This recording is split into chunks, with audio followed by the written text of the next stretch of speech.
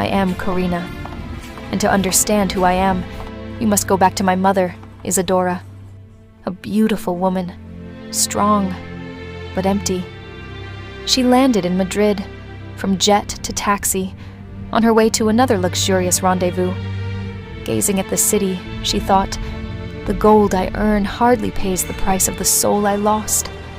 Her work was cold, but something that night was about to set her world on fire. In the suite, she was on the balcony, wearing only a nightgown, trying to keep herself detached. He arrived. Adrian, elegant, centennial, and the son of Dracula, yet with the goodness the son allowed him to have. That night they became one, and I was conceived, the first of a new species. Back in Brazil, the test, positive. Isadora called Adrian. He couldn't tell her he was a vampire. His fear was palpable. What would happen to a baby born of a regenerated vampire and a human? I was a biological unknown, but life, or fate, didn't ask. I was born. Isadora didn't want me. The loneliness of her own childhood had turned her to ice, but upon seeing me for the first time, something in her broke. Adrian traveled to Brazil. He begged, using all his charm and power, to take me. She can't stay away from me. I need you to tell me why. I can't tell you. I'm sorry. Days later, she could no longer bear the pressure of that life with a baby. The coldness gave way to emotional exhaustion. She took me to the Paradise orphanage. At the gate, she handed me to an elderly nun. I don't care how much it will cost me. The only thing I care about is finding my daughter. Adrian learned of the abandonment. He rushed back, using all his ancestry and connections to find me. But the trail grew cold. While he scoured the streets of Brazil, I was there, newborn, in a shadowy room at Paradise, surrounded by severe nuns and the innocent cries of other babies. What they didn't know is that shadowy room was the cradle of my power. 18 years of paradise. It wasn't a home. It was a cage of prayers and punishments. The nuns saw us as souls to be saved. Where do you think you're going? Your job isn't finished yet. Sister Lucia, with her judgmental eyes, saw me as a stain. Daughter of sin, she whispered. And the other girls, they felt it. They felt my difference. Small acts of cruelty, laughter, shoves. The head nun. Sister Lucia. She accused, shouted, and hit. The other girls watched. This time, the pain ignited something in me. It was no longer human anger. It was ancestral fury. That night, my senses went mad. I didn't hear prayers. I heard the accelerated pulsing of the girls' veins, the metallic smell of blood. It was like a beacon in the darkness. My hands, I felt them throbbing. I was a newly awakened predator. Sister Lucia used a broom to hit me, saying, "You're nothing but a demon." And something inside me broke. I snatched the broom from her hands and smashed it furiously. The girl's reaction and the terror in her eyes was the first glimpse of my power. That moment changed everything. I wasn't a demon. I was more. The sleeping guardians of my personal hell didn't know the true beast had been unleashed. There was no turning back. Paradise had become my hunter. My personal hell didn't know the true beast had been unleashed. The nightmares were more real than life itself in the orphanage. There would be no more days under the nuns' whips, nor the other girls' malicious laughter. I was leaving. Today, I rose from the bed with the agility of a panther. The window. It was high. The ground seemed distant, but I knew what coursed through my veins. A strange force pulsed. I felt the air on my face, freedom in my soul. The orphanage was just a cage. Now, the real hunt begins. The wet streets glistened, reflecting the lights of the diners and pizzerias. Those smells. The orphanage never gave me that. I wanted to experience everything. That desire was almost physical. I went into a pizzeria. The heat and the aroma enveloped me, but my pocket was empty, I don't have any money. There's nothing for you here. Go away. and the frustration made me run. The world gave me freedom, but not what I wanted most. And with a strength I didn't know I possessed, I held onto the car. I kept driving, the cold and hunger gnawing at me. Diners full of happy people, their laughter echoing. Then a new, terrible hunger arose. Not for pizza, but for blood. For a moment, I imagined myself breaking the window. But no, it wasn't me. Still on the sidewalk, in the darkness of the rainy night, a small mouse appeared.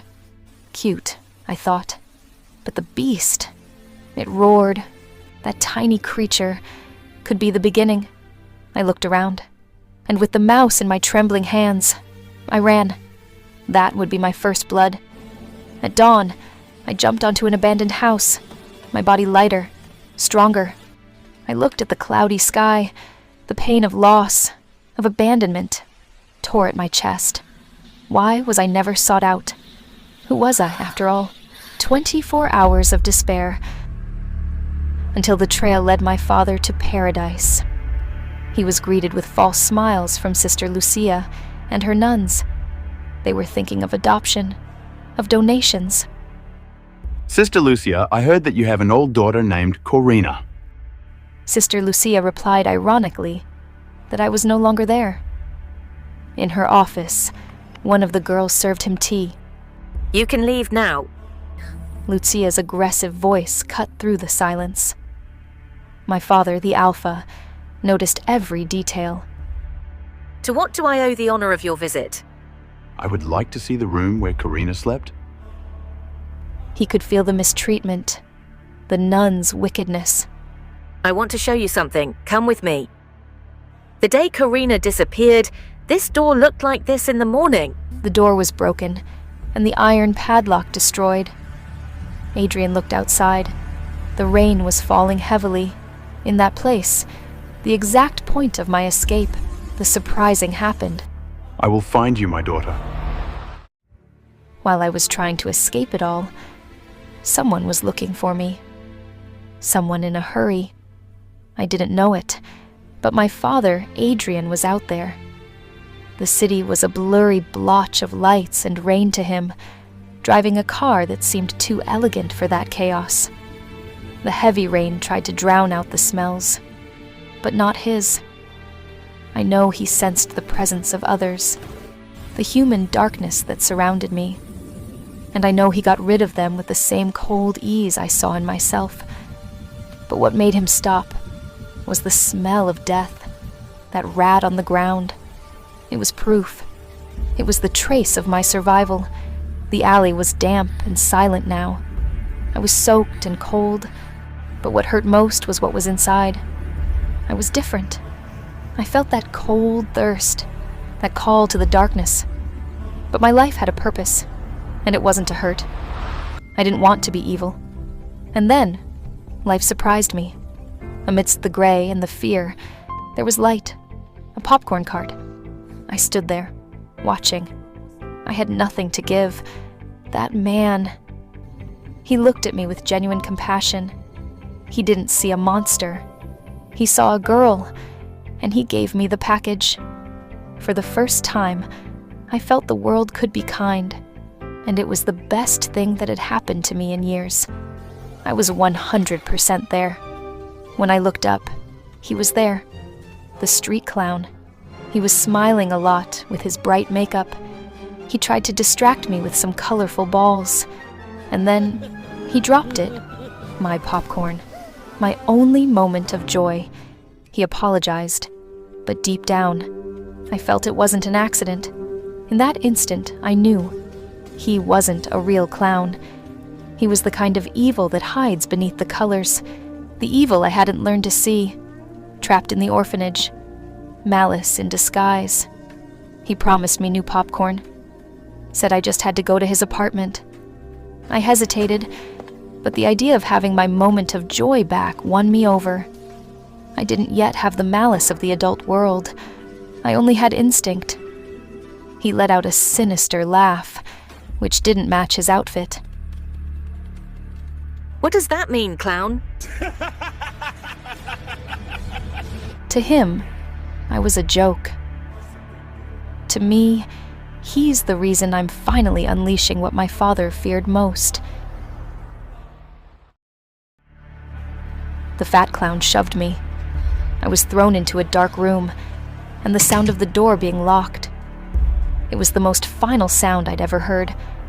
His laughter outside was hoarse and unbearable. I was trapped. I thought I was alone. What happened here? Are you all okay? But my eyes adjusted to the darkness, and I saw them.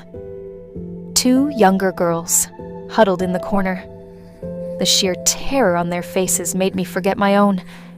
I could barely whisper. Don't worry. I'll take the agenda away from here. I looked at the door and made my decision. Wait here. I won't be long.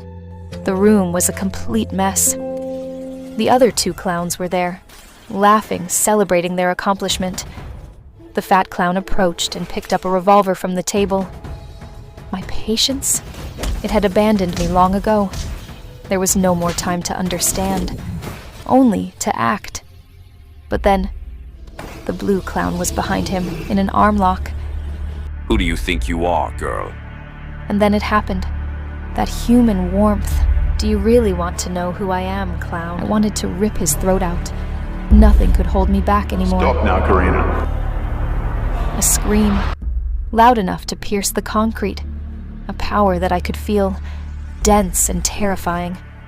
I threw myself out the window. The chase had begun. I jumped. I ran. But he was always there, with a superior, relentless force. I ran through the crowd, seeing the frightened faces of the people. I jumped to a rooftop, leaped to the neighboring building, and bounced back to the ground. I kept running, turning into a dark, secluded alley, and then the real terror appeared. A monster. I ran with all my might. But it was no use. He jumped on top of me. Everything went dark. I opened my eyes. Adrian was there, fighting with the creature. He destroyed the monster. Are you okay? He's already gone. Who are you, really? Korina, I am your father. He saved me. He revealed who I was, but the peace was the fleeting of illusions. Time passed, and I became the woman I mirrored in my mother, and with the strength of millennia coursing through my veins. Madrid became my refuge, but also my tomb. My father, the only alpha with a noble heart, was silenced, murdered by his own blood. Vladislav, the clan leader, who saw in the Highsprit the end of his dominion. I am the ultimate weapon. I am the huntress. I am the avenger. My name is Korina.